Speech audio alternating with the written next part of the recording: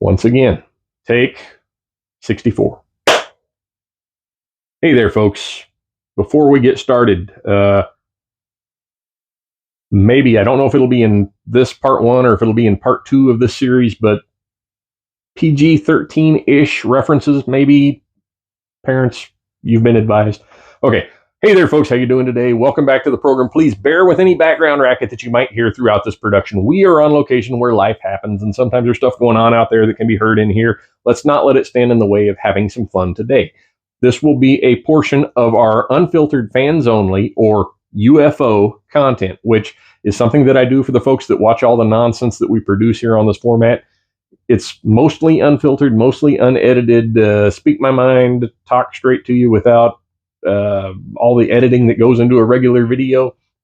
So, it's a little more real than some of the productions that we have here on the channel. If you are new to the channel or you haven't seen one of these before, stick around. It's going to be fun. Speaking of new, we have a lot of new people, new subscribers. We're up over 6,000 now. It's crazy. We're getting a couple hundred a month. Thank you. I have noticed from the comment section, folks, that there are some people out there that have joined us. We welcome you, that are new to the Second Amendment community. The 2A, or the Second Amendment, dealing with the Second Amendment of the Bill of Rights, which gives us it recognizes our freedom to protect ourselves and our loved ones and our communities with firearms. So important stuff there. But there's some folks that have recently joined that don't know much about it. They're new to the 2A community. So for those of us that have been around this kind of stuff for a long time, think of yourself as being an ambassador for the Second Amendment. That's right, a 2A ambassador. And with that in mind, this is going to be our first of two top 5 lists of how to be a good 2A ambassador to the new shooter. The next portion will be to the non-shooter. So just keep that in the back of your mind. These are folks that they're new to it. They don't know much about it. They might not know anything about it other than they're interested, they're curious, they want to be involved for whatever reason it might be. Maybe they dealt with something personally that made them decide, hey, I need to get a gun. Maybe they are afraid of impending war or civil unrest, or, the crime rate in their area is going up as people become more desperate to make ends meet. Might be something like that. It might just be somebody that has always had it on their bucket list to go hunting, or to, I like those John Wick movies. I want to compete in 3-gun, but I don't know where to start. It might be something like that. It might not be anything bad at all. But regardless, you, the seasoned shooter, you, the person they work with that they know knows a little bit or maybe a lot about guns, are probably going to be the person they turn to, because they're going to look for somebody that they know. They're going to look for somebody that's within reach of them, and they're going to have a lot of questions, and they're going to be watching you. So you need to be a good 2A ambassador. And I think this top 5 list that I have put together here, if followed to some degree, would be a good way to get that person started on the right track. So moving right into the list, folks. Number 5 on our list would be, do not be overcorrective. What do I mean by that? You've got this new person. Maybe they bought their own gun. Maybe you're going to take them out and use one of yours. Regardless, you need to be prepared to let them make some mistakes safely. We're not talking about waving loaded guns around and doing stupid. We're talking about, I don't know how to stand. I don't know how to hold this thing. I'm pointing it in the right direction and I'm pulling the trigger, but I'm not getting the result that I want. If you badger them, if you get on top of them like, you're not doing it right. No, let me show you. You're gonna drive them away. You have to let them make those mistakes on their own. Let them screw up a couple of targets. Let them take a piece of paper this big and cover it with bullet holes. And then show them yours, which has a nice tight little cluster in the middle of the vital zone of that silhouette target. They're going to turn around. They're going to say, okay, show me what I'm doing wrong so I can do what you just did.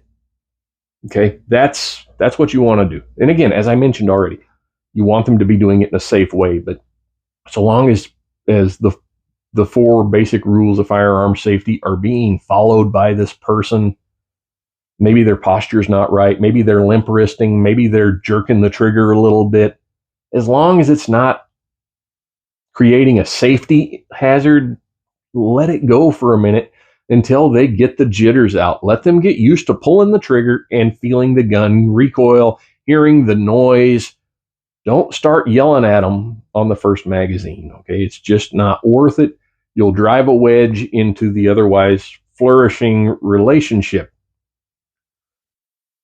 We could beat that to death. Number 4 on our list, stay in your lane. And what I mean by that is, don't try to teach things to other people. Do not try to explain things to other people if you do not understand it yourself well enough to do so. I'll be the first one to admit there's stuff about some of this stuff that I know nothing about. There's stuff about some of the stuff that is way above and beyond my pay grade. You know, specifically, I've got a buddy who's real big into F-class shooting. They're talking Greek to me when they get into some of the stuff that they do to prepare for that, to load for it, whatever. It's a discipline that I do not personally partake in, and I don't understand all the idiosyncrasies of what has to be done to do it, and I don't try to teach other people how to do it because I don't understand it. Practical pistol stuff, self-defense, law enforcement tactics, stuff like that. I know quite a bit about that, and I can, maybe give somebody some good pointers in that regard. Deer hunting, I've been doing that my whole life. Reloading for hunting, reloading for pistol matches and stuff like that. I could tell you about it all day long till I was blue in the face. Why, I've never known when to quit. Just ask my 4th grade teacher. He never knew when to quit. Oh. But I'm not going to try to teach something to somebody if I don't understand it myself, nor should you. If they ask you something and you don't know the answer, don't be afraid to say, I don't know. Best thing you can do is, like, I don't know, but I will figure it out and I'll get back to you. There's no shame in it. There's no shame in saying, you know what? I've been doing this for years and I don't know. Okay. I think I probably said enough about that. Let's go on. Number 3. Avoid the use of unfamiliar jargon. Jargon, simply put, is slang that pertains to a specific thing, right? Whether you're a nurse, nurses use jargon that they understand. Police officers, like I'm in law enforcement, there's jargon that we use that the average person doesn't understand. When you're trying to teach somebody something, just speak to them in plain English or whatever language they speak. Don't try to make it seem like you know more about it than you should by using fancy terms that are just going to confuse them. I kind of laugh. I had a guy here a while back. I was talking about a specific round on the channel, and the guy says, well, I prefer the 416 Cheyenne, which actually I think he meant to say the 416 Chi-Tac made by Cheyenne Tactical. He was trying to be uber cool with the way he was describing his reference to it there, and trying to be trendy when it really wasn't necessary. Just talk to folks in plain English. Number 2 on our list, don't make fun of them or their gear. Unless they're shooting a high point, you can make fun of that. No, I'm kidding, folks. It's a joke. New shooters probably aren't going to have the latest and greatest in high-speed, low-drag equipment and accessories. They're going to have something that they bought at Academy or, Walmart. If it's a hunting rifle, they may have bought a rifle at Walmart for $400, and they're like, I bought this rifle with a scope on it, and well, that scope's a piece of junk. That rifle, you're not going to hit anything with that trigger on it. Don't do that. No. Okay. If you belittle them, if you make fun of their gear, if you laugh and say, well, that thing's a piece of junk, it's no good, you're going to turn them off. You're going to ruin them. They will learn. They will grow. They will adapt. Or they won't care. But if you make fun of them, you're going to do them a disservice. All right. As the kids on TikTok are quick to point out, no top 5 list is complete without an honorable mention. And the honorable mention on this list will be, don't try to oversell the gadgets. The guy who has never been hunting before, that just went down to Academy and spent $400 on a rifle scope combo so that he can go shoot a feral pig, or so that he can go deer hunting with his buddies on a place where the shots are going to be well within 200 yards. He doesn't need a laser rangefinder, so don't tell him that he has to have one in order to be productive on his hunt. You're going to cause more harm than good by doing something like that.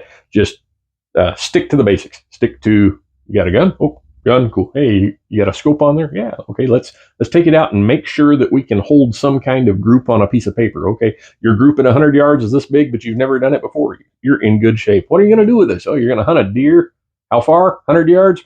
You're golden. Don't worry about it, pal. That's where you should be at with them. Don't, well, in order to do this, you need this, and buy a base that's got 20 degrees of elevation built. No, you're going to confuse them, you're going to frustrate them, and you're going to turn them away. We're dealing with babies here. We're feeding them milk. This is not steak. Not yet. We'll get there, but not today. And moving on to number 1 on our list, with that in mind, let's not set them up for failure. What do I mean by that? You have somebody who's never shot a rifle before, but they want to go deer hunting. They're interested in it. They're excited about it.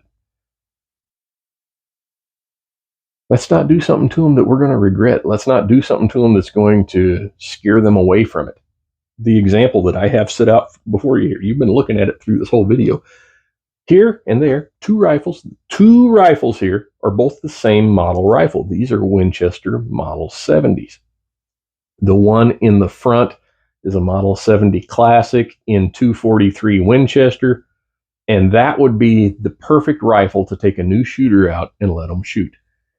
It's going to shoot a group about that big at 100 yards if they do their part. If they don't do their part, it's still going to be within the vital size of a deer at 100 yards, so I'm not worried about it.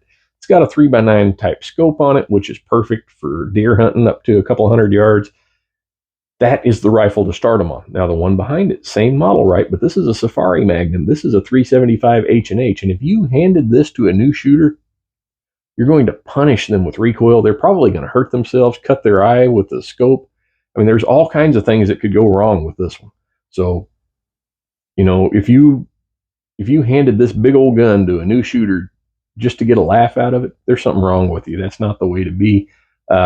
Don't set them up for failure. Give them something they can handle. If you have a pistol that is particularly hard to shoot, whether it be trigger slap or, you know, the trigger just sucks, bad ergonomics, whatever, don't give them that one. Give them something that's easy to shoot, you know.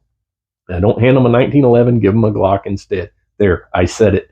All right, so that's the top 5 plus the honorable mention for the new shooter. This video has gone on long enough. Let me know down below what you think. I'm open to it. I want to hear how you would approach these top 5. What would be your top 5 suggestions for the way to handle the new shooter and be a good ambassador? Until next time, take care. God bless.